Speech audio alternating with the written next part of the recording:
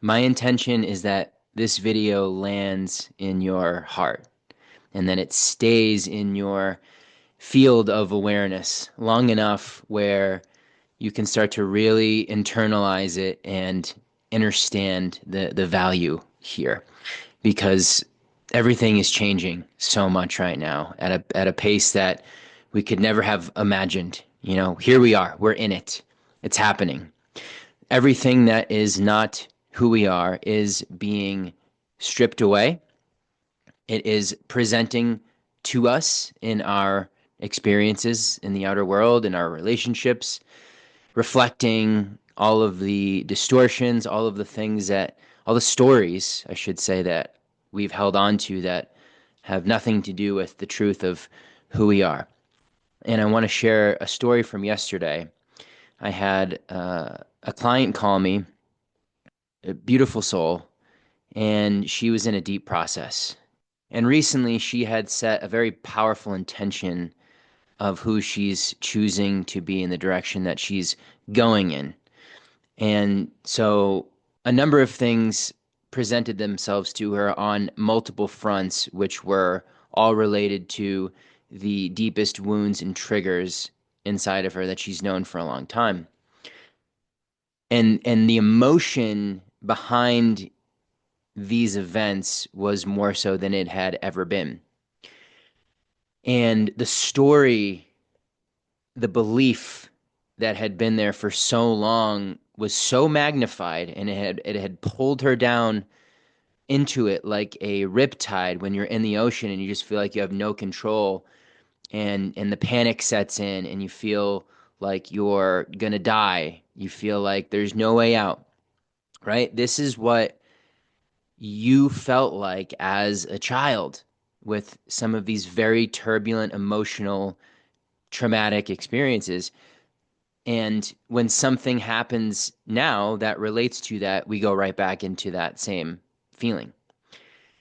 And so, what was very clear to me while this was going on and she was in her process, it was this really wonderful opportunity where she could re-know herself, because this is a time where when these shadows, these really deeply unconscious pieces, these fragmented parts of us that have been scattered throughout our past, that got separated from the wholeness that we are, that are seeking to be brought back into unification because they're so lost in the dark. They're way in the back of the cave. You at 7 years old, you at 10 years old, you as a 14-year-old, you as a 17-year-old, right? And we're in these experiences, we get to go back in time and bring those pieces of our psyche back into the present day with the wisdom that we have, the knowledge that we've acquired for ourselves, right?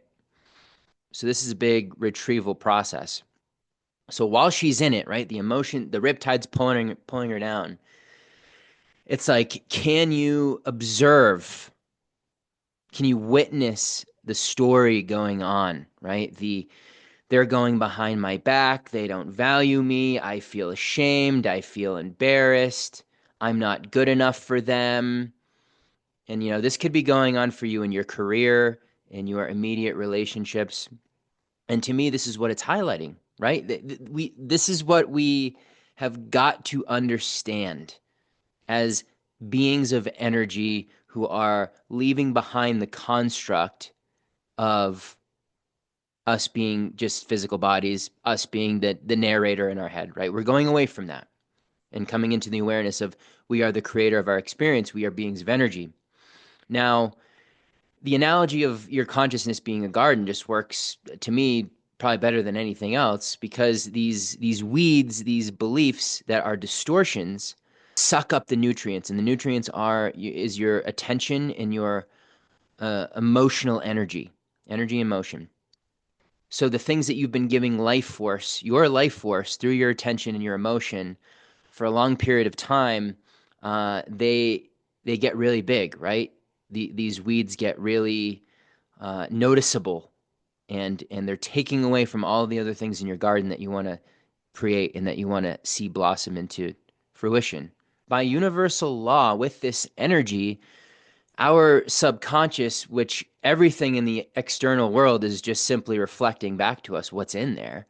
It's like we're re-knowing ourselves through what we're seeing in the outer world shown back to us. It's like, oh, that's what's in me. It's showing me who I am by virtue of the things that I'm holding in my subconscious. So if I have these repeated experience of, let's say, betrayal or people who are going behind my back, or I'm in these circumstances that keep triggering this belief, this distortion, this story of I'm not enough, I'm not good enough, I'm not worthy enough, then it's like, of course, your outer world has to keep showing you that, right? It's like if you notice it happening again and again, like a broken record, your consciousness being in a loop, it has to occur because all of life is potential desiring to unfold, a greater capacity of love trying to be made manifest.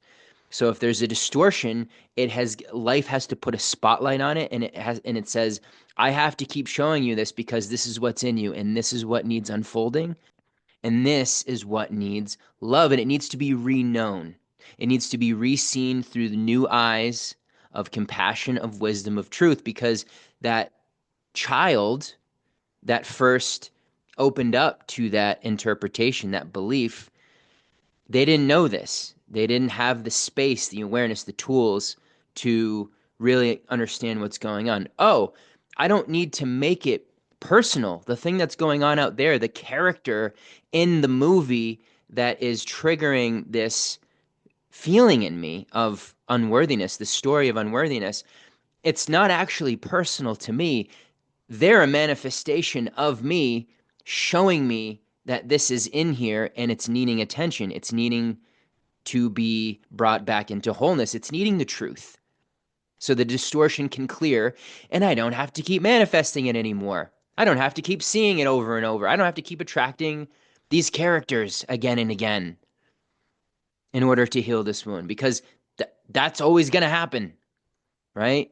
When you open up to realize who you really are, life's going to put a magnifying glass in everything that you're not. And so when it appears, your prayer's being answered, but most people think that their things are getting worse. Why me? They go into victim, not realizing you just got what you asked for, right? This is a process of clearing out the debris in the subconscious. This is a process of unifying all the fragmented pieces. And as I've said in other videos, bringing them to the table, letting them know, hey, I'm here. You've never had me before, right? You were wandering in the dark. You were lost. You didn't have the truth. You didn't have the light, the love. And now you got that. You don't have to feel abandoned anymore. You don't have to feel unworthy. I validate you. I let you hear. You're at the table.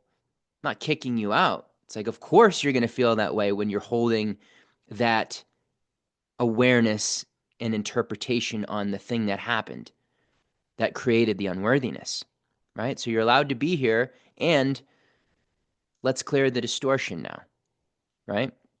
So this is huge. This is huge because so many of us are, I would argue, everybody's going through this in different ways, right?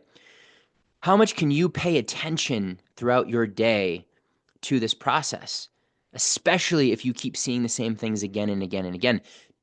Nothing personal about it. As your consciousness starts to increase and starts to expand, it gets less and less personal. Why? Because you're taking the ego out of it. You're taking the persona out of it. And you're realizing who you are beyond that. Right? So then it's almost like a math equation. I used to hate math. I was never good at it. I never really understood it.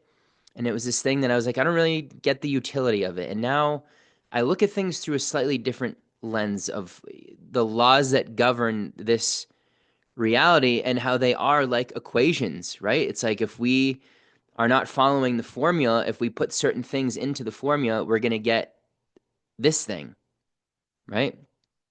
So if you have a story inside of you of I am not worthy and I'm not good enough, I'm not okay, what's wrong with me, right? Those that narrative has an electromagnetism to it, right? That is what is filling your informational field. That electromagnetism, that aura is what's drawing in the experiences. It's what's manifesting in your outer reality. So if that unworthiness story is there, you're going to have that highlighted, right? Because that's what your field, your algorithm is echoing to God, to source of this is the experience that I want because my attention's there. But really it's in your subconscious. Like consciously, you're like, obviously I don't want that there. But clearly, if it keeps occurring, that's a weed that's there that we get to clear out. So it's really beautiful because when you realize this and you stop taking it so personally, it's like you can take a breath and you can realize, oh, I don't have to make this about me. This is an equation because I'm seeing this thing over and over again, and these types of people, these characters are continuing to show up in my reality. All that's doing is pointing to a wound that is in my subconscious that is looking for wholeness, unification, healing, a greater potential of love to come through, using that as a vehicle of a greater potential of love to come through. That's all it is. You don't have to make it anything more. You don't have to continue in that false story of the reinforcement of, look, it's there again. So clearly that means that I'm this. That's making it personal. And that's a bunch of bullshit, right? That's stepping back. That's stepping into third dimensional reality where we didn't know these things, right? That's like our ancestors had to go through that. Our great grandparents, they didn't have this type of wisdom that we've been blessed with and granted in our modern day age, even though a lot of the wisdom is not being integrated. It's just like a dopamine hit and it goes on the bookshelf and we don't do anything with it. And then we still have our same issues.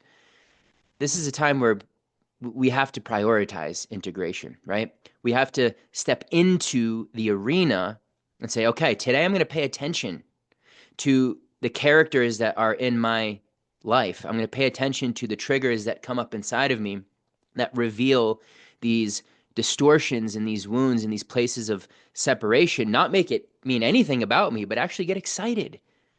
Excited that there's an opportunity to bring a new level of awareness, a new level of seeing the thing from a whole new lens, a lens of love and a lens of truth, so that the shadow gets alchemized, right? And then it makes it a lot easier to hold your attention on the things that you want to explore, that you want to create, that you want to experience in the world, right? You get back to that point. You get back to that place of discovery and wonder and awe that you had as a child. Because guess what?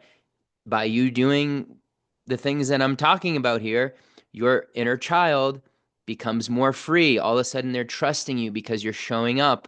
You're leading them out of the cave. The imagination starts to wake up. Ooh, what other fun things could we do? Ooh, I feel safe to be here. Like that feels nice. I can play more. I can be more in the present moment instead of being in constriction and tension and anxiety and stress and fear and blah blah blah. This is a process of grabbing your little child inside of you by the hand and bringing them into your now space as a wise adult, right? It's the unification of your masculine, your feminine, your logic, your imagination, your inner child, and your conscious adult. This is all, the age of Aquarius is all about unification and wholeness and balance. We've become so imbalanced in so many different places, right?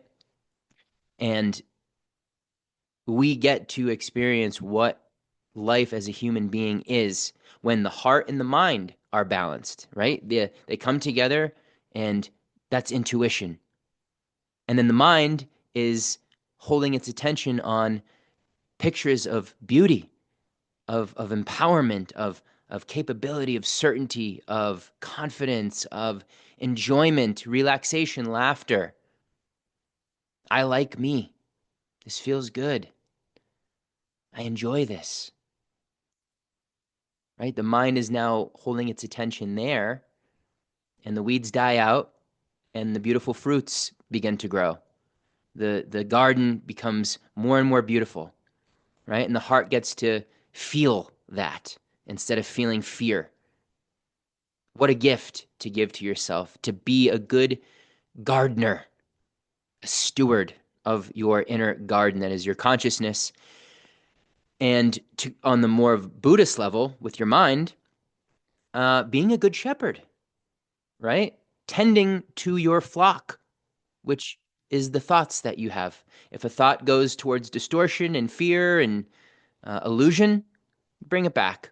You notice it wandering because you've created the space to do that. This is true mastery, my friends. And so when these opportunities come up and the riptide's pulling you down, can you hold that loving awareness and compassion and seeing it for what it really is? A distortion that's trying to be cleared, right? It's you. It's you being revealed to you. The unconscious pieces are now becoming known. This is the only way it can happen. And while you're in it, in the rawness of that emotion, you're on the court, you're in the arena. This is game time.